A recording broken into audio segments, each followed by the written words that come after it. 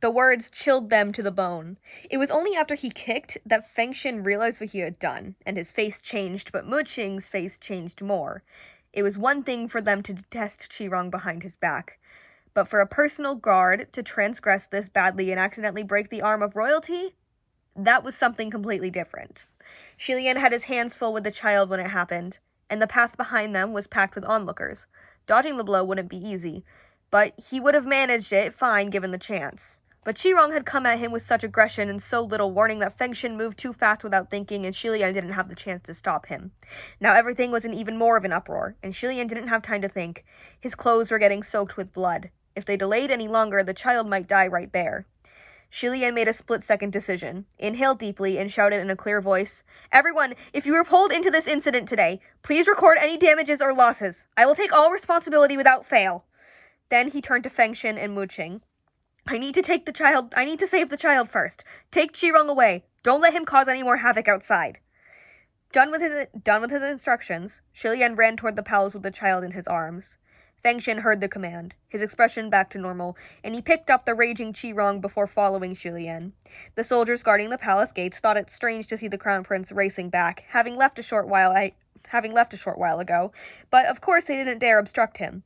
Thus, Shilian ran straight for the imperial medical office and made Fengshen and Muqing wait outside the door with Qirong under arrest while he entered the infirmary alone. The crown prince rarely returned to the palace and rarely gave orders, so the imperial doctors naturally rushed over with due haste. Shilian placed the young child in a chair and said, "Thanks in advance, everyone. This child has been beaten by several adults, stuffed in a sack, and dragged through the streets. Please check if there are any head injuries first. That's the most important thing." Neither royal nor noble had ever brought in a wild, dirty babe for them to heal before, but the imperial medical team also knew they needed to do whatever they were told to, and they acknowledged Julian's direction with a chorus of yes, yes, yes. One of them said, "Put your hands down first, little one." Although the child had been docile in Shilian's arms up until now, he started struggling then and firmly covered the right side of his face, refusing to drop his hands. No matter how competent the imperial doctors were, if the patient would not cooperate, there was nothing they could do. The doctors looked to Shilian. "Your Highness, how—" Shilian raised a hand. "He's probably afraid of strangers. It's fine, let me." The child was sitting in a chair, and Shilian couldn't be level with his eyes, so he bent forward and tilted his head. "What's your name?" The child's large eye stared at him intently, his obsidian black pupil reflecting a snow-white silhouette. This gaze, if it must be described, was exactly as Fengshen had said, possessed by the devil. It shouldn't be the gaze of a child. It was a while before the child bowed his head. "Hong." His voice was tiny and soft, a little mumbled. It looked like he didn't want to tell, or that he was slightly embarrassed. Shilian only sort of heard the word Hong, the color red, then asked another question. "How old are you?" 10, the child replied. Shilian was only asking offhand, hoping to lower his guard, but hearing the child's shy response of 10, he was taken aback. "I thought he was only 7 or 8, but he's 10? This child is extremely malnourished and emaciated." After a pause, Shilian smiled softly. "The doctors will see to your wounds now. Don't be afraid and lower your hands, okay?" The child heard but hesitantly shook his head. "Why not?" Shilian asked.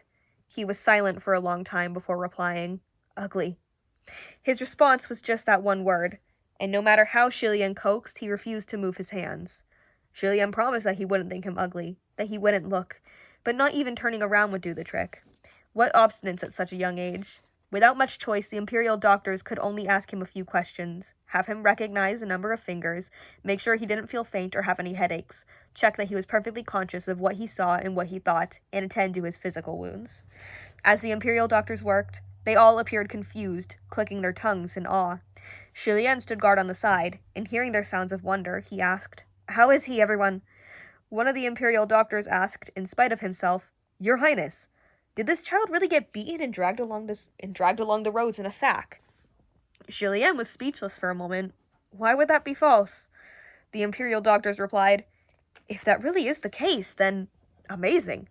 I have never seen anyone so tenacious. He has 5 broken ribs and a broken leg, and many other injuries, big and small. But despite all that, he's remained conscious the entire time, and can even hold a conversation while sitting upright. Even adults would find that difficult, never mind a 10-year-old child." Hearing how severe the injuries were, Shilian inwardly became more furious at Qirong. He looked at this child and saw that he was sitting there on the chair as if he felt no pain, stealing glimpses at Shilian with that large, obsidian black eye. When he noticed he'd been caught staring by Shilian, he immediately turned his head away. Seeing this, for some reason, Shilian thought the boy was both silly and pitiful. He asked, "Will his injuries heal?" One of the Imperial doctors wrapped a new layer of bandages around the child's head and replied, "Not a problem." Only then did Shilian relax. He nodded. "Thank you for all your hard work." Just then, an attendant entered to notify them of the imminent arrival of His Majesty the King and the Queen. Each of the Imperial doctors immediately stood up and exited the Imperial Medical Office to greet them. Shilian moved the child to the bed and said, "Lie down and get some rest." It occurred to him that the child was afraid of strangers, and all the people who would be crowding in shortly might scare him, so Shilian lowered the bedside curtains before rising to his feet too. A number of guards and attendants escorted the king and queen as they walked into the hall. The queen's face was pale. "My dear child, why did you return so suddenly when you left this place? When you just left the palace? Were you hurt outside?" "Please be at ease, mother," Shilian said. "I wasn't hurt. It was someone else who was injured." Just then, Chi-Rong cried out from the corner, "Yimu, save me!" Only then did the queen notice Chi-Rong to the side, firmly held by Fengshin and under arrest, and she was shocked. She was focused on the well-being of her son and had completely ignored everything else. But now that she saw, she asked, "Wrong-heir, what happened?" The king, on the other hand, knitted his brows slightly. "Fengshin, why are you holding Prince Xiaojing like a criminal?" When His Majesty arrived, Fengshin should have bowed in greeting, like Muqing and the others. But, because he had Chi-Rong in hand and couldn't release him, he was put in an awkward situation. Shilian spoke up. "It was under my command." Chi-Rong held up his right arm. "Yimu, my arm is broken!" The queen hadn't had the chance to sympathize before Shilian cut in harshly. "You broke an arm, but what about that child?" "What child?" the king asked. "A 10-year-old child," Shilian answered. "Powerless, vulnerable, and frail in stature. Chi-Rong sent his subordinates to beat him. If not for the child's tenacity, he would have been beaten to death on the spot." Chi-Rong looked as if he had just heard a joke, his eyes widening. "A powerless, vulnerable 10-year-old child? Frail? Cousin, you don't know just how vicious, how savage, how spunky that little non-croaker was. He only pretends to be pathetic in front of you. I called for 5 or 6 guys and they still couldn't catch the brat. He thrashed and bit at them until they were bloody all over. If he hadn't angered me so, why else would I have dragged him behind my horse carriage?" Hearing this, both the king and the queen's faces fell. Shilian drew in a deep breath and shouted, "Enough! Do you think what you've done is impressive?" Chi-Rong wasn't one to shy away from the limelight. He was so arrogant and ostentatious that there was no way the citizens of the capital hadn't seen them. After they saw, there was no reason he wouldn't become the talk of every dinner table conversation in the city. The king gave the queen a look, appearing a little grim. "Take Prince Xiaojing away. Doctor, see to his arm. The golden carriage will be permanently confiscated. You will be confined to your palace and reflect on your actions for a month without release."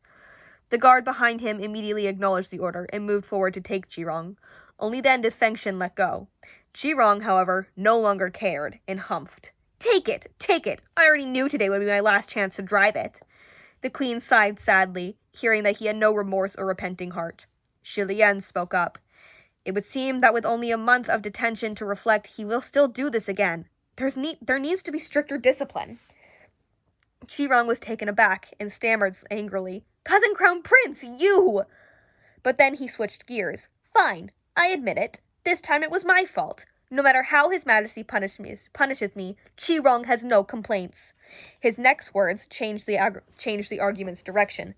"But shouldn't Cousin Crown Prince's servant also be punished? Yimu, my arm was broken by that Fengshin, you know." Hearing this, the king instantly shifted his gaze to Fengshin, looking outraged. Fengshin bowed his head, and Muqing imperceptibly shuffled 2 steps away. The king berated him coldly. "Fengshin, you are the Crown Prince's bodyguard. The Crown Prince treats you well and regards you highly, but have you forgotten your place? What is this arrogance? Your duty is to serve His Highness. Is this how you serve him? You dare raise a hand against the Crown Prince's cousin, Prince Xiaojing?" At those words, Fengshin was ready to kneel, but Shilian stopped him. "No need to kneel." Fengshin obeyed Shilian's command first and foremost. Even under the king's orders, his priority was His Highness, and so he instantly straightened again.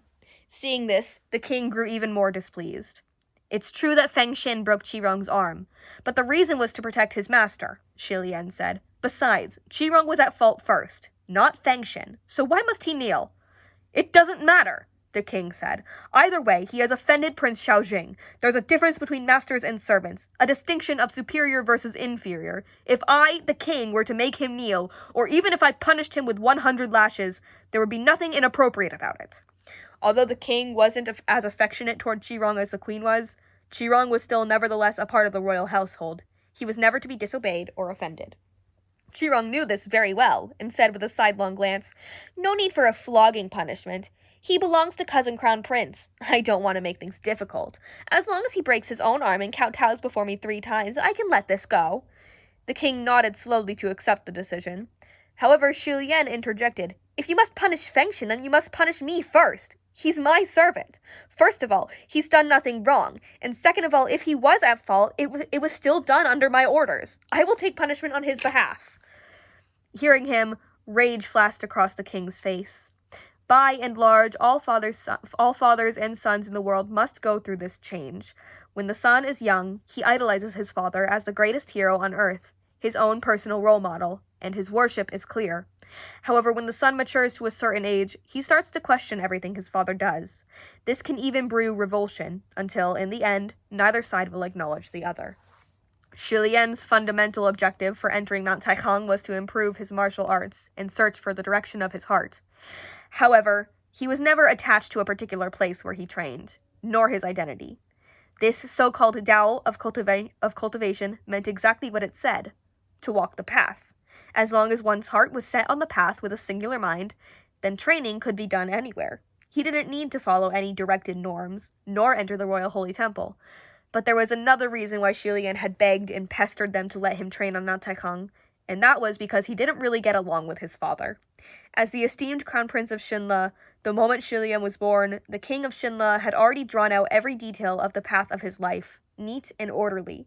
It was all right when he was still young. A child had few worries, and Shi Lian only needed his parents to build gold foil palaces with him, to frolic and play. As the years went by, Shi Lian saw more and more that his father wasn't only a father but also the ruler of a kingdom, and many of their beliefs and actions no longer agreed. For example, the so-called royal authority was one of the things Shi Lian loathed. We have image.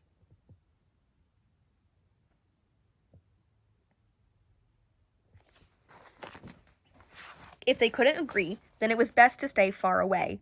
Every time he returned to the palace, he spent time conversing merrily with his mother, but he never had any heart-to-hearts with his father. Neither of the two ever took the initiative to talk to each other, and it was the queen who always mediated between them. Father and son had maintained this stalemate for many months, and now, with Shi Lian stubbornly refusing to back down, the king said, "Very well. Take his place if you must. Let's see if you can actually withstand it." "Of course I can," Shi Lian retorted. The queen saw the two of them butting heads again, and anxiously intervened. "Why must it be like this?" Just then, Feng Xin, who hadn't spoken a word, suddenly raised his left arm and struck down on his right. There was a loud crack. The crowd was startled and looked toward the sound. It was that his right arm and saw that his right arm was drooping limply, exactly like Qirong's. Shi Lian was both shocked and furious. "Feng Xin!" Cold sweat rolled down Feng Xin's forehead, and without a word, he knelt but down before Qirong and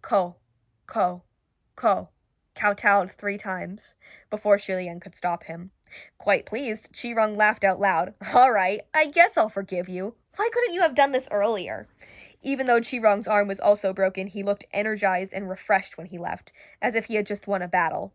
As for Feng Xin, he was still kneeling on the ground. Muqing stood on the sidelines, watching, looking vaguely ashen, but his thoughts were otherwise unreadable. Shi Lian whipped around to face his father, yelling angrily, "You!" Feng Xin grabbed him with his left arm. "Your Highness!" The queen also put her hands on him to pull him back. Feng Xin had followed Shi Lian since the age of 14, and Shi Lian knew he was given preferential treatment by the queen. Feng Xin only had done this because he couldn't bear to see the queen sad over the dispute between father and son. If Shi Lian threw a fit now, then Feng Xin's efforts would go to waste. He swallowed his outrage, but the fire continued to burn inside his heart. The king finally looked appeased and left with a grim expression. The queen had always liked Fengxian. She sighed. My child, we wronged you. Please don't say that, your majesty. This was my duty, Fengxian replied. Hearing this, Muqing's eyes flickered, and he seemed to sneer soundlessly. Shilian, however, closed his eyes. Mother, if you really can't handle Qirong, lock him up. The queen sighed, nodded, then shook her head and left as well.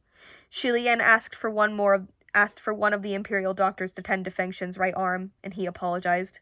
Fengxian, I'm sorry. Once the others had gone, Fengxian immediately changed face and clicked his tongue. This is nothing. I dared to hit him, so why would I be scared of his revenge? After a pause, he advised, Your Highness, of course it's right for you to discipline Qirong, but don't be angry with His Majesty. His Majesty is the king and a figurehead of the older generation, so he thinks differently than we do. Seeing the two of you fight makes the queen unhappy. She has her troubles too. And how could Shilian not know his mother had her own troubles? Qirong's mother was the younger blood sister of the queen, and they shared deep sisterly affections. When this sister was young and immature, at the first bloom of romance she thirsted for freedom and broke off a good engagement to elope with a bodyguard from her palace, lured by his sweet, honeyed words. Who knew that the one she had chosen was a villain? This daughter of nobility was stuffed into a shack barely better than a doghouse, and not half a year later, the villain revealed his true nature and his taste for debauchery. Once Qirong was born, he became even more abusive, beating and kicking his wife and child. Finally, the mother couldn't endure it any longer, and when Qirong turned 5, she dejectedly took him and ran away from home. Because she had long since been disgraced through that royal scandal, she closed the door and no longer stepped foot outside, spending the rest of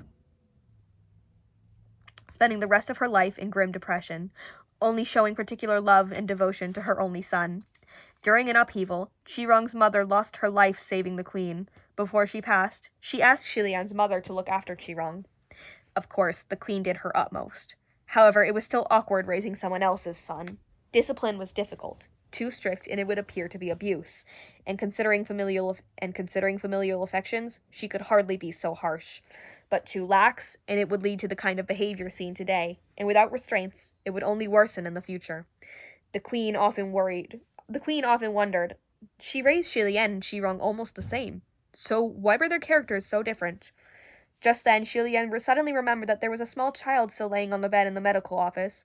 He raised the bedside curtain to check, and that child had been sitting up since who knows when, looking like he'd been trying to peer out of a crack in the curtains. When Shilian raised the curtain, he lay down again obediently. Shilian said, Did we scare you with that quarrel just now? Don't let it bother you. It has nothing to do with you. Your Highness, this child's wounds have been tended to. Now he needs quiet rest, one of the imperial doctors said. Shilian dipped his head slightly. Thank you. He then bent down again to ask, Where do you live? I'll take you home. The child shook his head. No home.